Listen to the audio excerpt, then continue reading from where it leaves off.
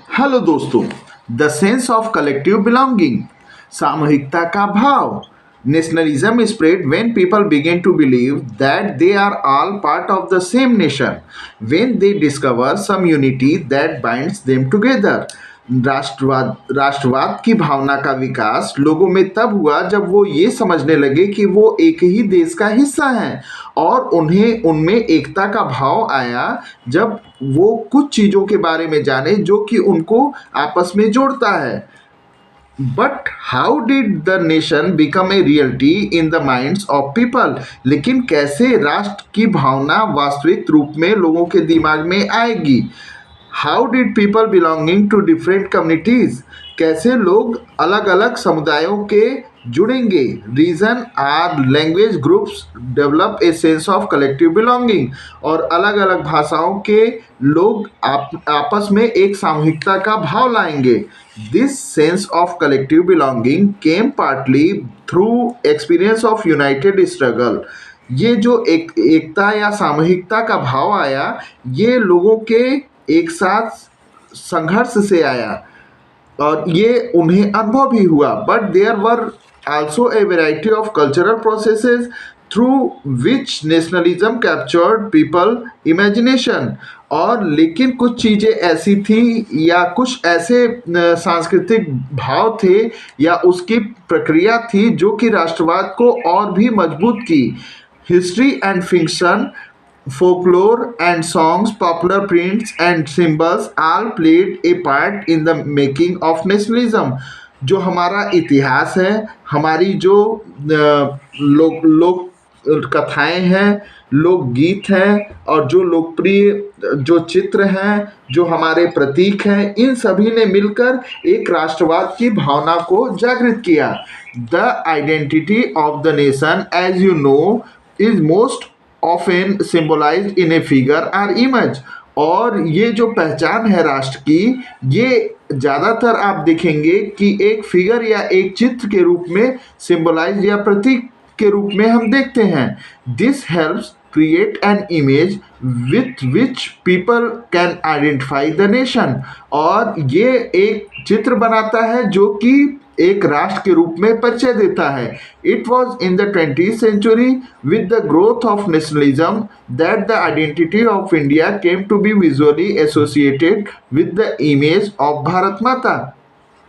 तो 20वीं शताब्दी में जो राष्ट्रवाद की वृद्धि हुई या राष्ट्रवाद की शुरुआत हुई, इससे भारत की पहचान स्पष्ट रूप से एक चित्र के रूप में सामने आई जिसे हम भारत माता कहने लगे। The image was first created by Bankim Chand Chattopadhyay in the 1870। He wrote Vande Mataram as a hymn to the motherland। और ये चित्र सबसे पहले बंकिम चंद्र चट्टोपाध्याय के माध्यम से आई, और 1870 में उन्होंने वंदे मातरम लिखा जो कि राष्ट्रगीत के रूप में सामने आया। Later it was included in his novel Anand Math, a widely sung during the Swadeshi movement in Bengal. और बाद में यही जो कि आनंद मठ के नाम से उपन्यास में ये गीत आया, ये बहुत स्वदेशी आंदोलन में गाया गया बंगाल में। मूव्ड बाय स्वदेशी movement, Avanindra Nath Tagore painted his famous image of Bharat माता। तो इस स्वदेशी आंदोलन से प्रेरित होकर अवनींद्र नाथ टैगोर ने एक बहुत प्रसिद्ध चित्र तैयार किया भारत माता का। इस पोर्ट्रेट इज एन एस्केटिक फिगर, और ये एक साधु के चित्र के रूप में था। सी इज काम, वो शांत थी। कंपोज्ड, बिल्कुल रचनात्मक थी। डिवाइन, ईश्वरीय थी। और स्पिरिचुअल, अलौकिक थी। In subsequent years, the image of Bharat Mata acquired many different forms as it circulated in popular prints and was painted by different artists। तो यहाँ पर हम देखेंगे कि भारत माता ने कई रूप धारण किए और उनको लोकप्रिय चित्रों में देखा गया विभिन्न आर्टिस्टों के माध्यम से। Devotion to this mother figure came to be seen as evidence of one nationalism.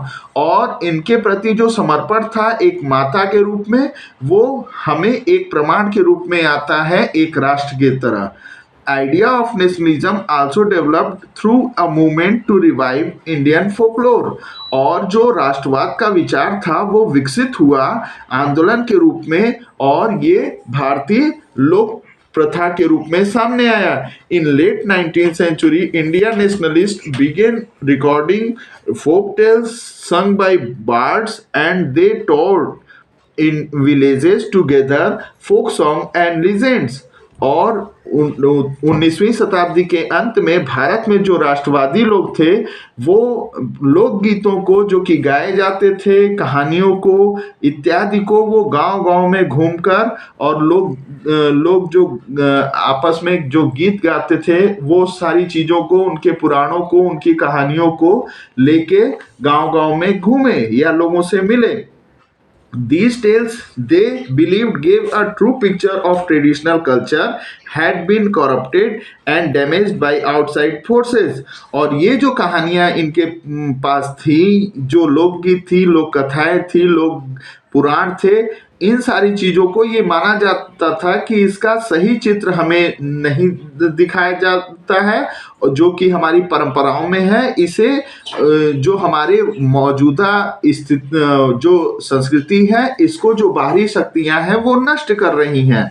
It was essential to preserve this folk tradition in order to discover one's national identity and restore a sense of pride in one's past। और इन जो हमारी जो प्राचीन परंपराएं हैं, प्रथाएं हैं, उन सारी चीज़ों को खोजना है, उन्हें फिर से अपनी राष्ट्रीय पहचान के रूप में, अपने राष्ट्रीय गर्व के रूप में रखना है, जो हमारे पिछले जीवन का हिस्सा थी। In Bengal, Rabindranath Tagore himself began collecting ballads, nursery rhyme and mites and led the movement for folk।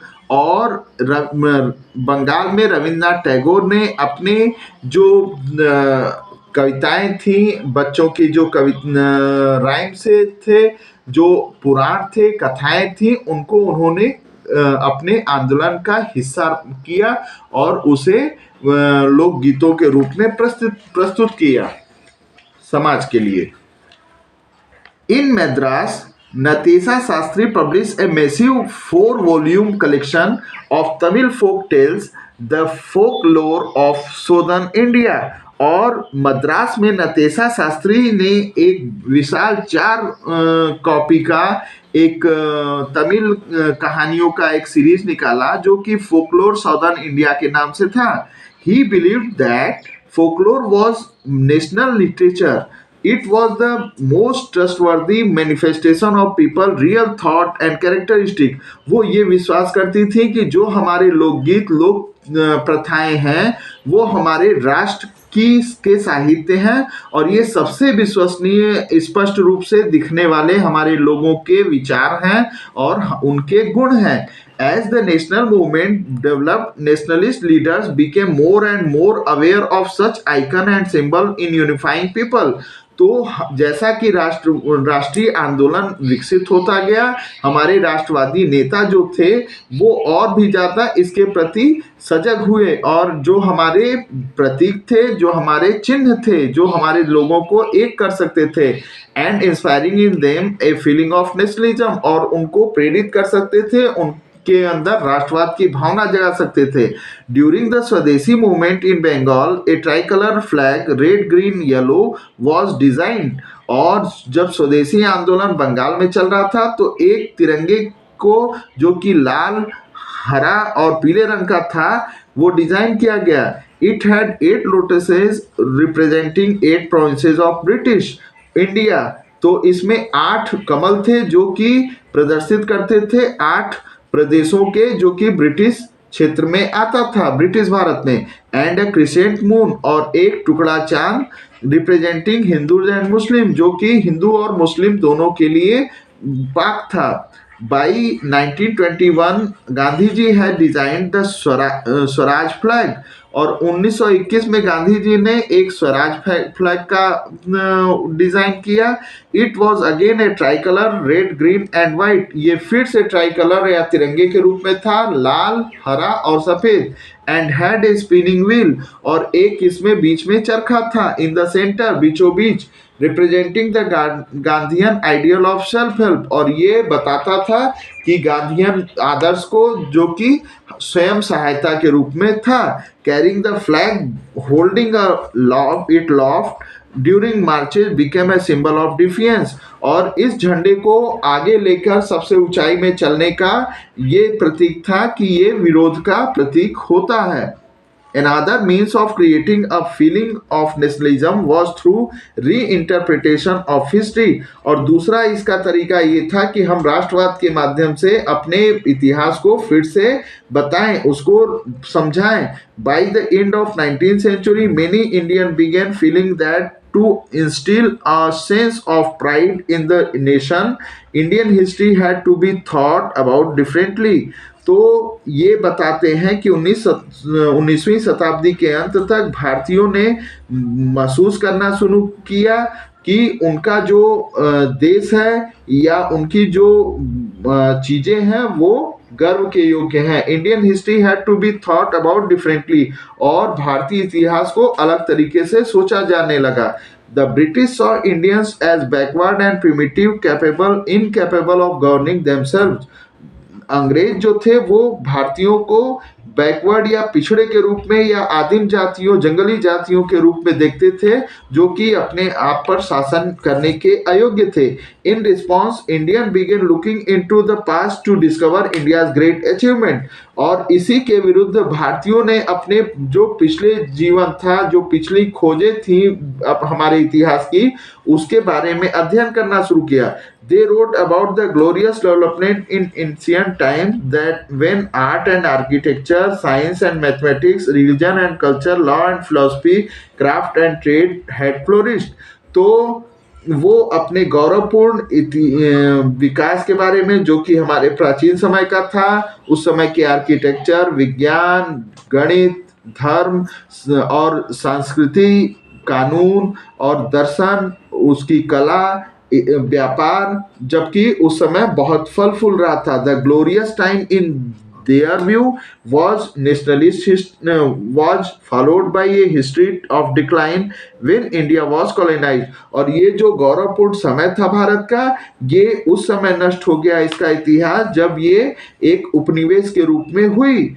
These nationalist histories urge the readers to take pride in India's great achievement in the past and struggle to change the miserable condition of the life under British rule। और ये जो राष्ट्रवादी इतिहास था, इसको पढ़ने वाले अपने भारत के महान प्राप्तियों के बारे में जानते हैं, जो कि पुराने समय में था, और संघर्ष के बारे में जानते हैं, जो कि ये तकलीफ दे स्थिति हुई इस ब्रिटिश शासन में। These effort to unify people were not without problems। और ये जो प्रयास थे, ये केवल लोगों को एक करने के नहीं, बिना इन समस्याओं को सॉल्व नहीं किया जा सकता, बिना लोगों को एक किए ये संभव नहीं है। When the past being glorified was Hindu, when the images celebrated were drawn from Hindu iconography, then people of their other communities felt left out। जब जो गौरवान्वित पूर्ण करने वाला हिंदुओं का की जो इमेज थे या चित्र थे या अदर चीजें जो बनाई गई, जो प्रतीक थे, उससे जो दूसरे समुदाय के लोग थे वो थोड़ा तकलीफ में आ गए, उन्हें अलग अलग महसूस होने लगा। Thank you for next topic.